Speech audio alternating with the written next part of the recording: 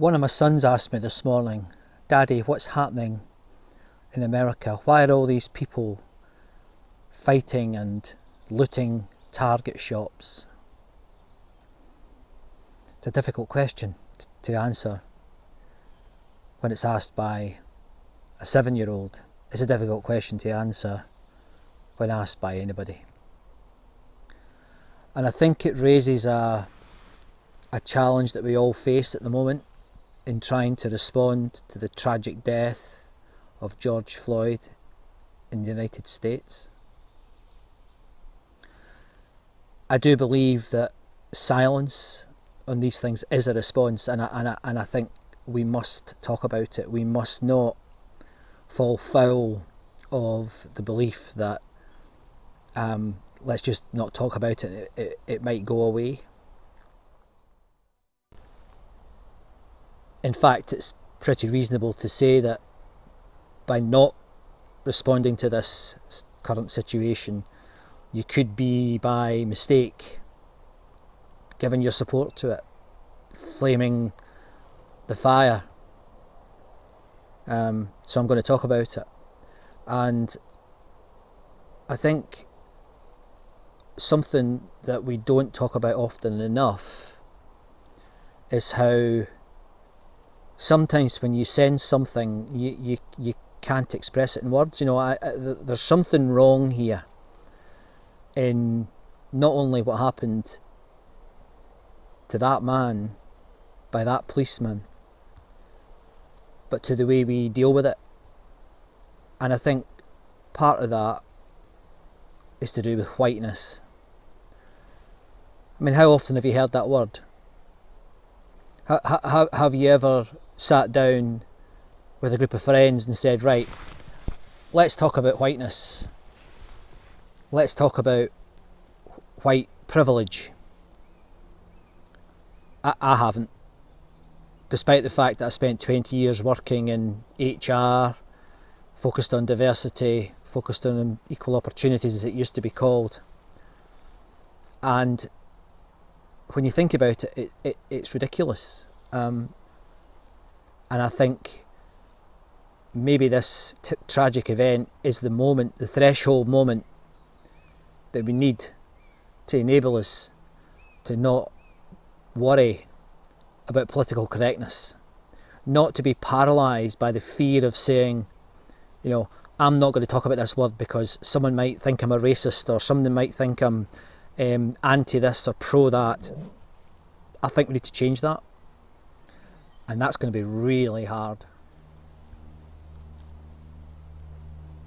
One of the things I believe is that if you can't talk about something, you can't really think about it. Now, I know from the way I learn, my sort of ad hoc way I learn, one of my friends, Tom, said to me yesterday, you're like an intellectual busker. And I don't think that's a bad description, to be honest. The way I learn is by being with other people and looking at something and riffing off of them. And I think it's the very same for dealing with the tragedy of George. We need to not be corralled by a certain type of liberal thinking that suggests that we should be careful about our language. Yeah, we should be careful about our language, but we shouldn't use that as a weapon against discussing things that need to be discussed. Things that are sensed but not really understood, you've got to get to understand it.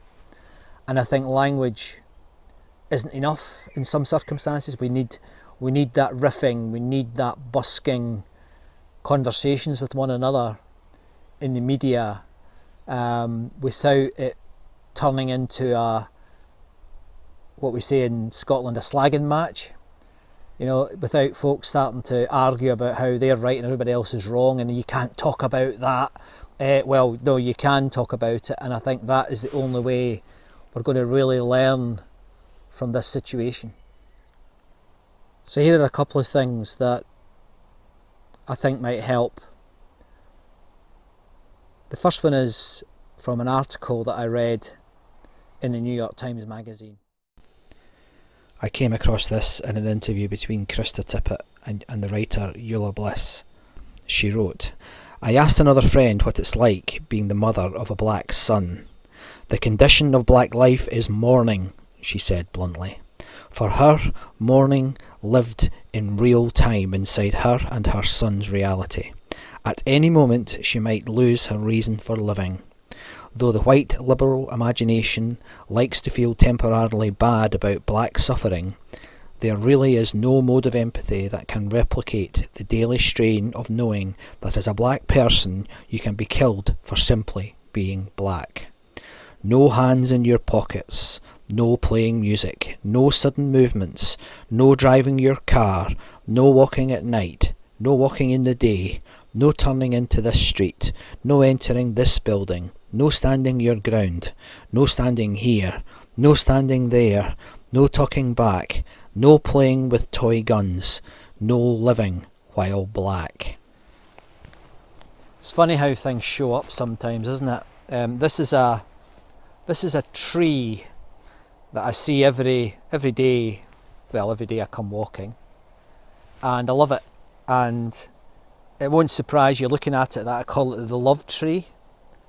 I mean, look at the way the two trees have grown together. The two parts of this tree, perhaps, have grown together, and how they're hugging each other. Wouldn't that be a great outcome from the tragedy that has happened in Minnesota? Rather than saying, "Oh, all these black people rioting, that's not the way to respond. They're not doing it right. They're bad. They're proving that they're bad." Well, that's just perpetuating the labels that I spoke about in a previous edition of Moments in Time. The labels are that they are bad. But put yourself in their shoes, and I'm trying, this is why I want us to think about whiteness and white privilege. I'm trying to understand it, but they are doing something that is very easy to criticise. But what would I do?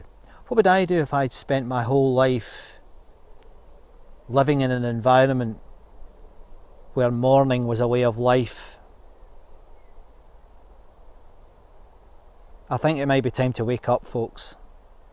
I think we need to think about this differently and critically. We've got to talk about these issues. We've got to talk about whiteness.